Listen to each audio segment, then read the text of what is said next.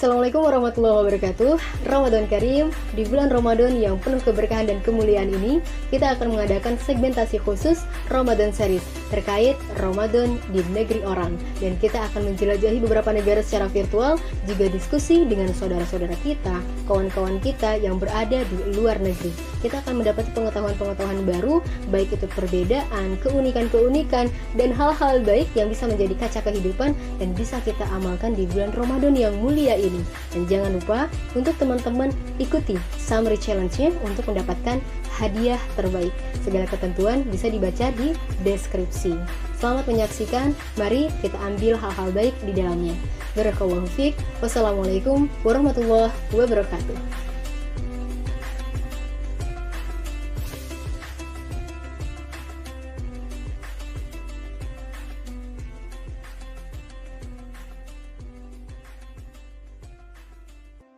Ya, bismillahirrahmanirrahim. Assalamualaikum Kak Lina. Sama-sama Lina. Waalaikumsalam warahmatullahi wabarakatuh. Iya nih, kembaran Lina. Masya Allah, alhamdulillah. Kak Lina apa kabar? Alhamdulillah baik. Gimana Lin? Udah sembuh belum ininya sakitnya kakinya? Alhamdulillah. Kalau kaki, alhamdulillah sih udah kayak belajar buat jalan. Kadang masih pakai tongkat yang satu, tapi insya Allah dioperasi 6 bulan lagi kemarin. Seharusnya tuh yang akhir rawat jalan tuh, cuman ternyata hasil rongsennya tuh si tulangnya masih belum padat, jadi masih ada garis gitulah. Jadi berarti total ada berapa kali operasi? Kalau operasi memang cuman 2 kali nanti jadinya, yang awal bedah yang pertama. Terus yang sekarang yang terakhir, bedah kedua tuh cuman buat buka panel gitu. Kalau tulangnya udah padat, udah kuat gitu. Oke, balik ke Kalin. Masya Allah, alhamdulillah. Udah lama nih kita nggak ketemu Kak, by the way. Terakhir ya, di berapa tahun ya, 2 tahun kayaknya deh. Pertemuan kita tuh pertama dan terakhir di TSM. Ingat nggak sih? Enggak. Itu pertemuan kedua. Kan pertama di MIM. Di MIM. Di Met. Oh iya. Oh iya. Oh iya. Ya. Nah itu yang terakhir saat kita makan, gitu kan? Terakhir makan di TSM ya. Oh iya, TSM. Nah itu, Masya Allah. Jadi ya kita belum ketemu lagi, tapi alhamdulillah kita Lina suka lihat prosesnya Kak Lin sampai sekarang udah ada di Taiwan. Aku juga ngikutin loh Instagramnya Lina, dan kemarin udah bikin buku, keren banget bukunya. Masya Allah. Kak Lina, ini kita di sesi Ramadan Series nih ada khusus buat ngobrol-ngobrol dengan saudara-saudara, dengan teman-teman gitu, terkait ya kita cerita tentang pengalaman teman-teman yang ada di luar negeri. Kalau kemarin tuh Lina baru diskusi dengan saudara Lina yang ada di Turki, kuliahnya di Al Azhar University. Nah sekarang Kak Lina yang ada di Taiwan dan sedang studi tentunya. Masya Allah, ini luar biasa sekali. Teman-teman nih Kak Lina ini udah nikah, udah punya anak, tapi studinya dilanjut juga gitu, apalagi ke luar negeri, dan itu hal yang sulit, apalagi kemarin tuh masa pandemi. Lina juga tahu bagaimana ceritanya. Masya Allah, sedih banget gitu, tapi dramatis. Jadi gitulah. Jadi bahkan jadi ikut seneng gitu Kak, ketika tahu wah udah nyampe nih suami sama anaknya, udah bisa ketemu gitu, udah meluk ya, dan kayak gitu kan. Apalagi di masa COVID ini kan sangat sulit banget teman-teman itu buat ketemu gitu, apalagi keluar negeri. Nah Kak Lina, Lina pengen tahu lebih dalam lagi, barangkali ada, tentunya kan berbeda ya antara Ramadan di negeri sendiri sama di luar. Apa sih perbedaan yang Kak Lina rasakan selama ini? Berarti ini Ramadan pertama kan ya Kak di Taiwan ini? Iya, pertama di Taiwan. Ada yang bisa di-sharekan gitu untuk pembukaan di sini buat teman-teman? Tapi sebelum itu aku penasaran nih, bagus sih nih idenya Lina, kenapa bisa kepikiran gitu menanyakan kondisi-kondisi Lebaran atau Ramadan di negara-negara di luar negeri gitu. Menarik soalnya konsepnya. Kenapa? Kenapa ada ide ini? Kenapa? Karena kalau secara Lina pribadi gitu ya Kak, kalau Lina pribadi, Lina belum pernah menjelajahi beberapa negara gitu kan. Nah, terus kalau kita merasakan secara langsung kan belum tentu dalam kurun waktu yang sesingkat-singkatnya, nggak mungkin secara secepatnya mungkin Lina merasakan hal itu gitu. Maka untuk merasakan hal-hal yang dirasakan oleh kawan-kawan yang ada di luar negeri, baik Turki, Eropa dan lain sebagainya, Taiwan, maka Lina coba ajak langsung kolaborasi untuk bercerita gitu. Nah, yang ingin Lina dapatkan adalah hal-hal yang baik yang bisa kebaikan-kebaikan apa yang didapat ketika ada di negara tersebut gitu. Kalau kemarin kan di Mesir, oh ternyata ada kebiasaan orang Mesir yang nggak pernah Lina ketahui gitu, yang nggak pernah, bahkan teman-teman yang nonton videonya gitu mungkin di YouTube nggak pernah mengetahui gitu. Oh ternyata di orang Mesir tuh bahkan ada kebiasaan di masyarakat Mesir tuh dari bulan Syawal setelah bulan Ramadan dia sengaja nabung, menyisihkan hartanya khusus untuk disedekahkan lagi di bulan Ramadan, dari Syawal sampai Sya'ban. Itu khusus. Kalau kita kan nggak pernah menyisihkan uang yang khusus untuk di bulan Ramadan, nggak kepikiran gitu. Oh, benar.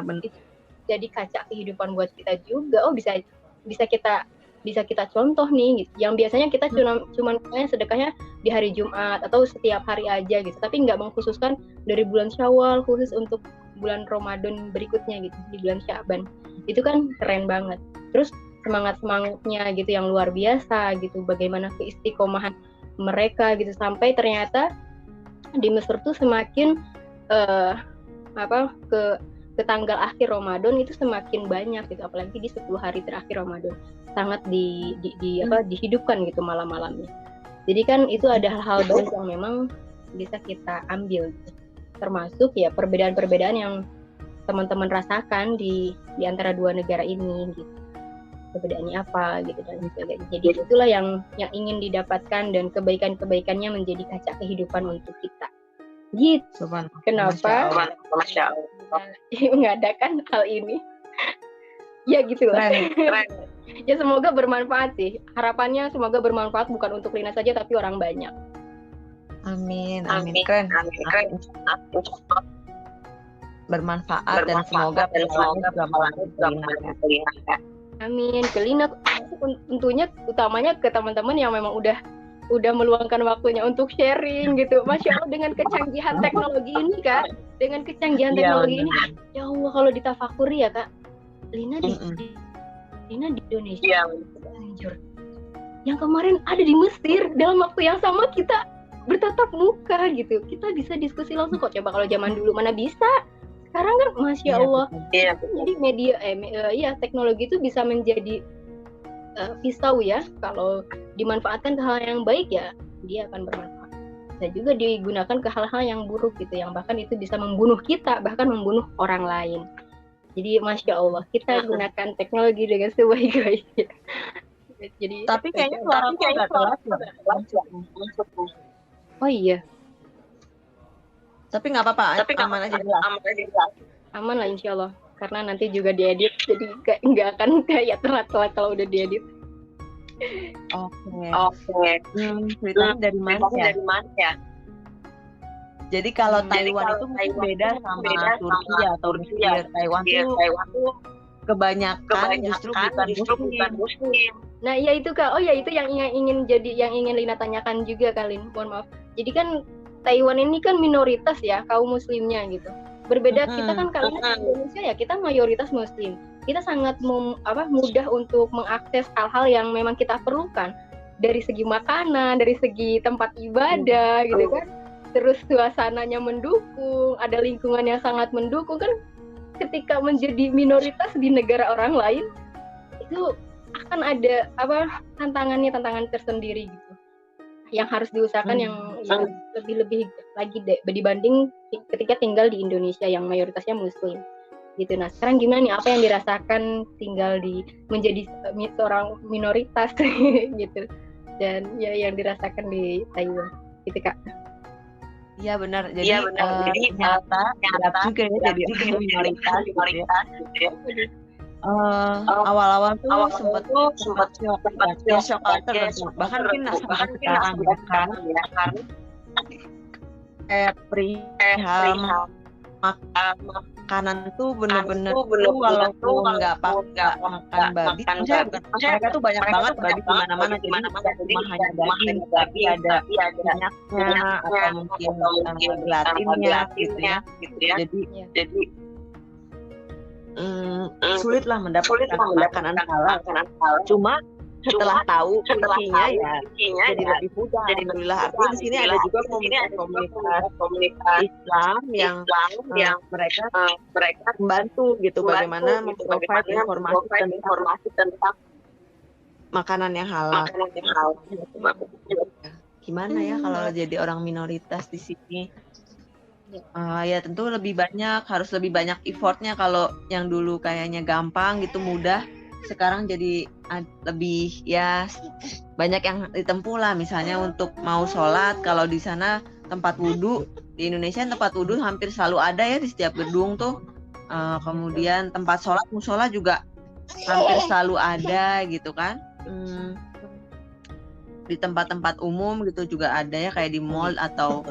Tapi kalau di sini ya terpaksa harus apa ya, pinter gitu. Kadang kalau kita kepepet sholatnya di taman ya, terus wudhu gitu misalnya, karena mereka ya nggak ada kan tempat yang pas buat wudhu gitu, paling kayak di wastafel, dan wastafelnya mungkin kebanyakan wastafel kering. Jadi kalau kita wudhu yang wastafel kering itu maksudnya ya mereka sangat menjaga clean gitu ya dan kering. Jadi kalau wudhu kaki dinaikin gitu kan agak-agak nggak enak ya kalau di tempat umum. Jadi kadang kita pakai air minum yang dibawa gitu. Terus sholat ya di mana aja. Aku pernah sholat di suamiku pernah di taman KRL gitu ya, stasiun lah, di stasiun tuh ada tamannya, sholat di situ. Pernah juga sholat di kayak tangga darurat gitu di mall yang kayak ya pinggirnya tuh udah maksudnya bener-bener buat jalan tangga lewat gitulah, tangga kecil gitu. Banyak, yang penting ya gimana caranya bisa sholat gitu.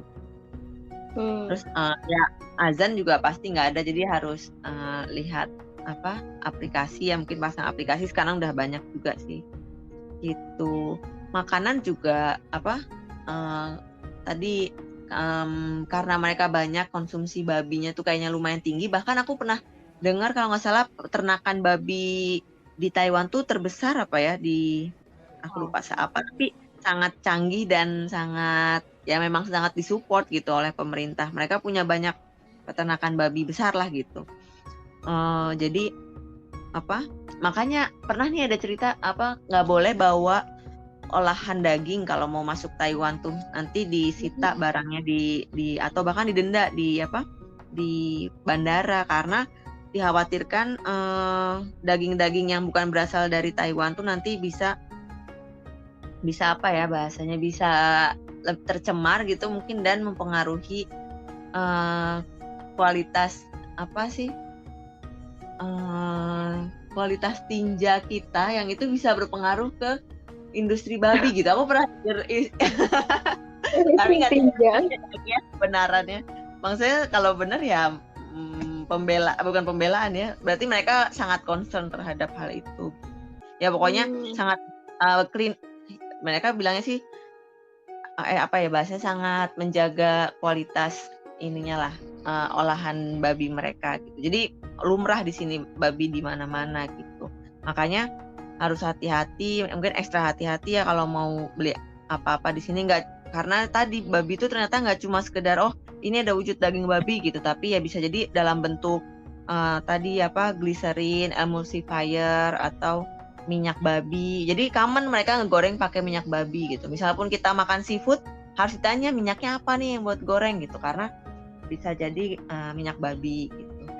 Pokoknya awal-awal kayak Ya Allah, ya udah deh gitu. Tapi kesini-sini alhamdulillah, dan banyak juga akun-akun. Ada salah satu akun yang dikelola teman aku ya, namanya kuliner halal Taiwan. Nah, akun Instagram itu sangat membantu, kayak dia mensurvei restoran-restoran yang sudah disertifikasi halal gitu. Jadi kita bisa jadiin itu buat referensi tempat makan gitu kalau lagi pengen makan keluar. Kalau enggak ya masak di rumah. Gitu. Kalau gitu Kak, beli bahan-bahannya gimana Kak? Mudah.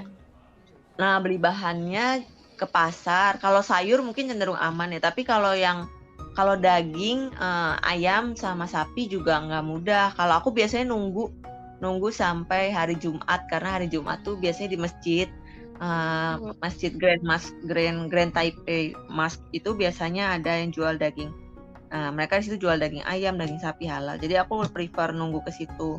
Walaupun ada juga sih yang bisa ayam halal di kayak Carrefour gitu ya. Tapi harus lihat mereknya gitu. Nah, aku nggak terlalu telaten sih ngapalin merek ini yang halal, karena mereka nggak ada tulisan halalnya, tapi ngapalin ini produksinya si PT ini. Tapi itu juga kayak nggak semua jenis dari PT itu halal. Jadi misalnya cuma tipe yang ini gitu lah.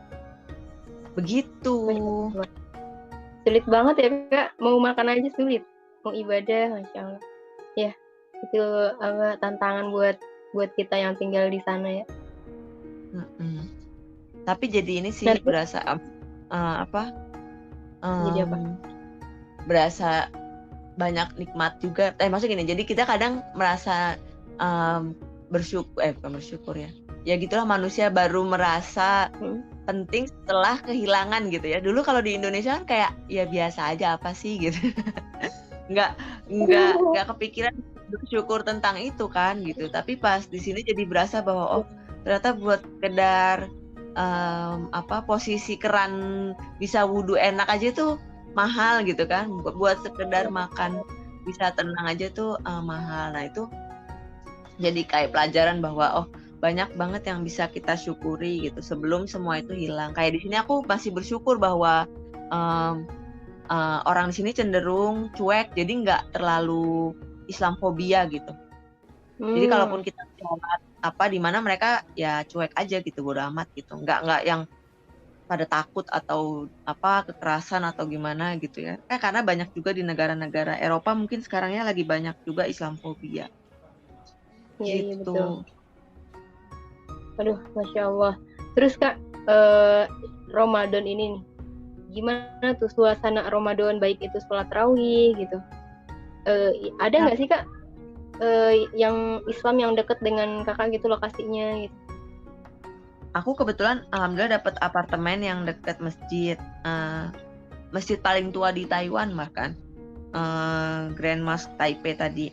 Nah, tapi memang sebenarnya secara, kalau aku dengar ya, aku kan baru tahun pertama, kalau aku dengar biasanya mereka itu selalu ada buka dan sahur bersama, nyediain buka dan sahur, makanan berat buat buka dan sahur setiap hari selama Ramadan, dan juga ada tarawih juga.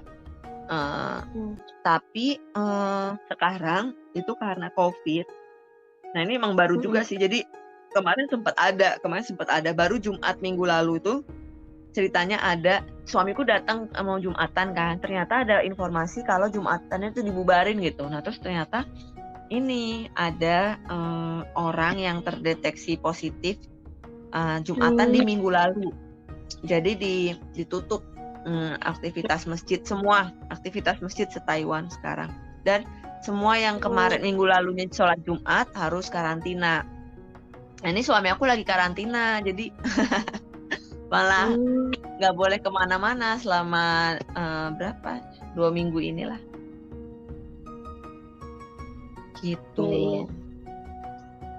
Nah, ini cukup pukulan ujian juga buat Muslim di Taiwan ya. Aktivitas masjidnya nggak ada semua gitu. Padahal tadinya diperbolehkan kan ya? Untuk tahun ini. Iya, tadi untuk tahun ini diperbolehkan ya, karena case kemarin itu. Karena Taiwan itu termasuk negara paling berhasil lah dalam penanganan COVID. Yaitu jumlah yang jumlah case-nya itu ya 1.100 case sejauh ini. Yang meninggal sekitar 40 kayaknya deh. Jadi kalau compare dengan negara lain masih sangat sedikit kan? Kayak Indo aja berapa berarti? Udah banyak. Udah jutaan ya, sehari aja udah nambah 10.000-an. Lina tuh kemarin juga baca berita itu yang Taiwan berhasil nanganin COVID. Iya. Karena mereka punya kekuatan di tracingnya kalau menurut aku. Jadi nge-trace yang positif tuh kemana-mana aja, terus tempat itu langsung ditutup. Orang yang berinteraksi ke situ harus karantina, dan itu benar-benar strict gitu. Dan patuh-patuh juga warganya. Jadi ya kalau udah dibilang karantina ya pada karantina gitu. Karena kalau enggak didenda. Terkait patuhnya masyarakat. Hal penting itu. Iya. Jadi gitu, berarti sekarang kalau sholat tarawih ada. Jadi kalau sekarang sholat tarawih karena ada case yang kemarin positif, jadi ya di rumahnya masing-masing gitu ya Pak ya. Berarti Kalina sama suami. Iya. Masing-masing. Iya, jamaah di rumah. Kalau makan di luar masih bisa Kak? Nah, kalau makan di luar, kalau suami aku nggak dianjurkan. Jadi kalau beli aja bisa. Jadi cuma boleh keluar dalam keadaan darurat, misalnya nggak buat beli bahan makanan gitu boleh. Iya. Kegiatan studi berarti sekarang online Kak? Nggak pernah ke gedungnya sejauh selama? Kalau suamiku iya online. Kalau aku karena bukan yang datang ke masjid pada saat ada yang positif, jadi aku online. Bisa datang ke kampus. Bisa datang. Iya. Terus Kak, ada nggak sih hal-hal yang Kak Lina temukan gitu dari masyarakat Taiwan, tentunya khususnya yang Muslim gitu, yang menjadi satu kebiasaan di Taiwan, baik itu dalam menyambut Ramadannya atau ya di saat Ramadannya gitu. Ada nggak ya? Atau karena mungkin pertama atau kalau di sini ada namanya CMA, Chinese Muslim Association. Nah itu biasanya mereka yang masjid di Taiwan. Mereka yang punya program-program di mana dakwah Islam ke orang-orang Taiwan gitu ya.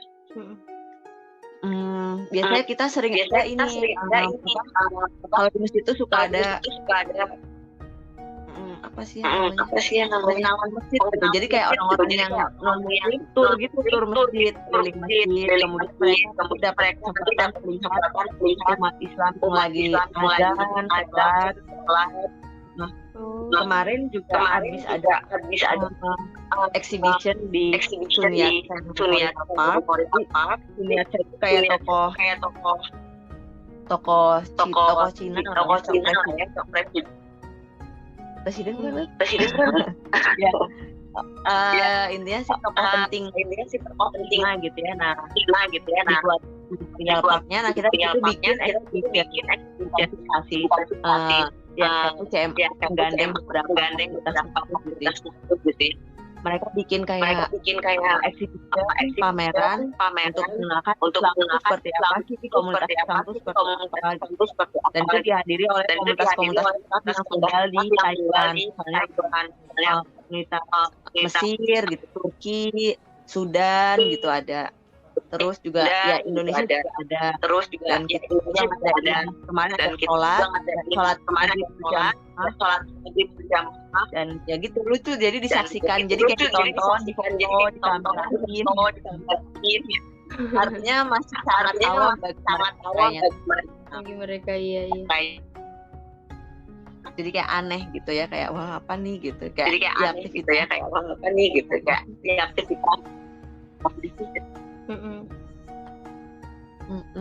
Yang lucu tuh di stand Indonesia mereka ini coba pakai sarung, mukena kayak gitu. Iya, masnya sarung. Iya, Indonesia banget, santri. Jadi di pameran itu tuh di pameran itu, di exhibition itu agendanya apa lagi, Kak? Itu ada jual produk-produk yang halal, kue-kuenya, kemudian ada juga yang ini kerajinan Turki itu nggak ya bagus deh. Aku nggak tahu sih namanya, kayak aku gosok Aladin gitu, terus kemudian dihias gitu ya. Juga yang pengenalan kaligrafi. Ada yang jadi mereka bisa nama mereka di dalam kaligrafi atap. Gitu sih pameran kayak datang pameran itu kemudian mereka bagi takjil sama buka puasa sama. Kalau exhibition tuh diadainnya di depan masjid? Enggak. Justru itu kayak kemarin itu kita bisa dan di tempat yang simbolnya Taiwan gitu kan. Jadi pusatnya gitu ya, pusat kegiatan orang-orang. Mungkin juga jelas juga makin apa ya, mungkin dakwahnya juga semakin kuat gitu ya. Terus juga sih sebenarnya kalau penduduk bisa yang Taiwan tuh banyak aktivitasnya. Terus Kak, kalau di Indonesia kan ya pasti mudah nih terkait kajian, dapetin kajian gitu ya, secara langsung. Terus kalau di Taiwan ada nggak kegiatan kajian gitu dengan para pendakwah masyarakat asli orang Taiwan gitu, yang menjadi dai? Kayaknya sih kalau masyarakat orang Taiwan terlalu maksudnya kalau orang Indonesia gitu dapat dia Ustadz Taiwan gitu ya. Itu bukan maksud. Enggak, maksudnya di Taiwan mudah kita dapetin nggak, temuin nggak yang penceramahnya asli orang Taiwan itu, dan kita bisa ngikutin agendanya. Karena biasanya mereka pakai bahasa Cina. Jadi kalau gitu aku bisa ikutan. Di sini ada Salimah satu komunitas muslim. Nah itu juga ada di Taiwan. Ini biasanya undang ustadz Indonesia juga gitu yang ngisi. Kadang ada juga yang ngisi. Ustadz Taiwan yang kebetulan bisa bahasa Inggris itu juga ada. Jadi kalau Kak Lin lebih ikut ke agendanya yang Salimah itu ya. Ada juga di sini formit kayak forum mahasiswa Muslim Indonesia. Nah itu banyak informasi yang Islam, kemudian juga aktivitas bisa dilakukan misalnya rihlah gitu. Jalan-jalan bareng sama mahasiswa gitu. Nah, aku bersyukur sih bisa sama teman-teman muslim di sini, jadi sangat menguatkan gitu ya. Kita menjaga syariat di negara non muslim. Ya. Jadi alhamdulillah ya masih ada komunitas-komunitas itu yang tadi ya, yang bisa mendukung kita dalam kegiatan Islamnya gitu ya. Terus kan kalau di Indonesia kan kita mudah lah untuk diajak dalam kebaikan gitu.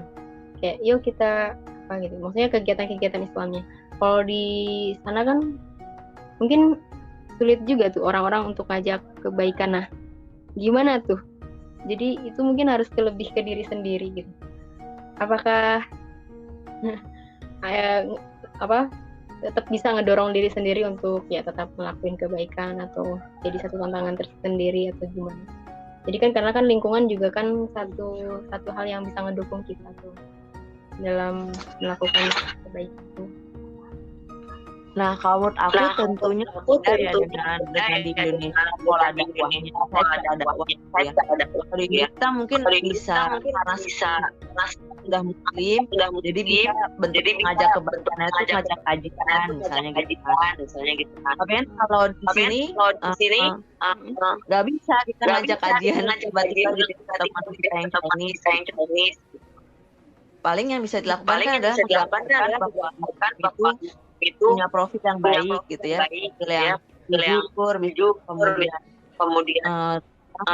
nggak artinya nggak berkata kasar atau ya berpenampilan baik gitu. Itu lebih ke arah sana sih.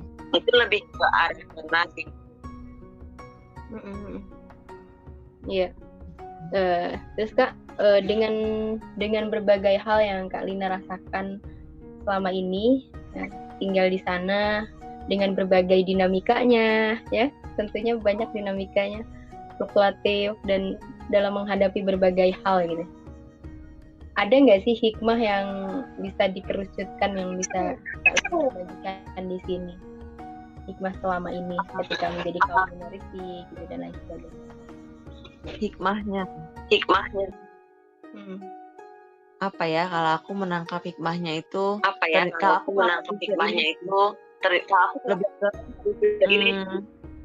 lebih ke ternyata banyak sebenarnya PR kita itu sebagai muslim gitu. Kalau misalnya kita nggak sadar itu mungkin kita jadi apa ya cukup puas dengan kapasitas diri kita sekarang, ternyata PR-nya tuh banyak gitu. Apa aja itu PR-nya Kak? Kebayang nggak ya? Ya, maksudnya gini, kalau di Indonesia aja ya, banyak teman muslim, mungkin banyak juga yang muslim, maksudnya masih lebih ke belum mau mendalami Islam secara menyeluruh gitu ya, misalnya masih semau gue. Nah itu kan mungkin tugas atau PR kita umat muslim di Indonesia. Tapi ternyata bumi Allah itu luas gitu ya. Pas main ke Taiwan jadi kayak wah ternyata beda banget nih gitu ya polanya, keyakinan mereka, kehidupan mereka, ternyata ini gitu. Apa? Padahal ini baru di Taiwan, masih banyak lagi kan negara lain yang belum kenal Islam gitu. Jadi aku sih berusaha meningkatkan kapasitas diri gitu ya, supaya layak untuk Islam gitu di Taiwan. Gitu. Iya. Masya Allah. Jadi kita nih mumpung teman-teman mungkin yang ya tentunya yang banyak nonton di sini mungkin teman-teman dari Indonesia, kita jangan sampai puas diri gitu. Ada di titik kita saat ini, tapi lebih kaji lagi, lebih dalam gitu agar barangkali nanti suatu hari tinggalnya kayak Kak Lina gitu. Jadi kaum minoritas dan ya ada hal yang harus dihadapi lebih dalam lagi. Betul. Ini juga artinya kalau misalnya bersyukur kita belum berangkat ke sini ikut kajian, jadi syariat Islam apa Allah kita, apa yang Allah kita menguatkan di sini bahwa apa itu yang kita perjuangkan gitu kan. Kalau Islam cuma atau tanpa kesadaran jadi berat. Kalau kita ada di luar, kita di mana syariat Islam berlaku gitu, jadi lebih terpengaruh kan. Iya, jadi terwarnai. Mm-mm. Iya, iya. Terus ini Kak yang ingin Lina tahu juga dari Taiwan. Tapi kan kalau Kak Lin belum mengalami kalau Idul Fitri. Tapi sejauh ini Kak Lina tahu nggak yang biasanya gitu kalau Idul Fitri di sana, Lebaran kayak gitu. Masyarakatnya beli baju, beli baju baru. Indonesia itu kan beli baju baru, terus salaman, halal bihalal, kayak gitu. Benar tuh orang-orang Taiwan, orang-orang Muslim di Taiwan. Apakah kumpul di masjid? Ngadain apa? Ya, setahu aku sih acaranya lebih ke sholat Id di masjid. Kemudian mereka ada makan-makan gitu di masjid habis itu. Dan hampir sama sih, maaf-maafan gitu ya. Tapi kayaknya mungkin nggak ada tradisi pulkam deh ya. Kalau kita ada mudik ya. Pulang. Iya ada mudik. Ada mudik. Kayaknya kalau di sini kayaknya nggak ada deh. Beli baju ada nggak? Mereka biasanya mudik itu kalau tahun baru Cina. Jadi tradisi di tahun baru Cina tuh justru lebih ini kental ya, mudik gitu. Ada juga di sini namanya perayaan menyapu makam gitu, menyapu makam leluhur lah. Jadi itu setelah tahun baru Cina ada perayaan itu yang di situ orang-orang biasanya pergi ke daerah. Di situ orang-orang biasanya pergi ke daerah buat bersih makam leluhur mereka. Buat bersih makam leluhur mereka. Itu yang non Muslim. Karena itu yang non Cina lah. Cina tapi kayaknya kalau Muslim mungkin nggak juga ya. Tukang ikop ya. Jadi cuman biasa gitu ya, maksudnya cuman sholat, ya salam-salaman selesai gitu ya, makan-makan, nggak ada pulang kampung. Ada beli baju baru nggak Kak? Kalau Indonesia biasanya rata-rata lebaran sama dengan baju baru. Nggak ada kan di sini. Tapi nanti coba update ya. Jadi bisa jadi aku belum mengalami. Ya karena ini situasi. Karena itu Idul Fitri pertama yang sekarang ya, Lina ya. Iya. Ya nanti bisa di sharing tuh Kak, Lebaran di Taiwan kayak apa gitu. Ya dan lain sebagainya. Ya, Masya Allah. Jadi ada hal-hal baik yang Lina dapat. Dan mudah-mudahan diterima juga dengan baik oleh teman-teman yang nonton videonya kita saat ini, dari Kak Lina dan juga dari Lina. Kita sama-sama Lina. Terima kasih banyak Kak udah sharing-sharing di sini. Udah berbagi. Terus mohon maaf juga di tengah kesibukannya Kak Lina ngerecokin waktunya buat video ini.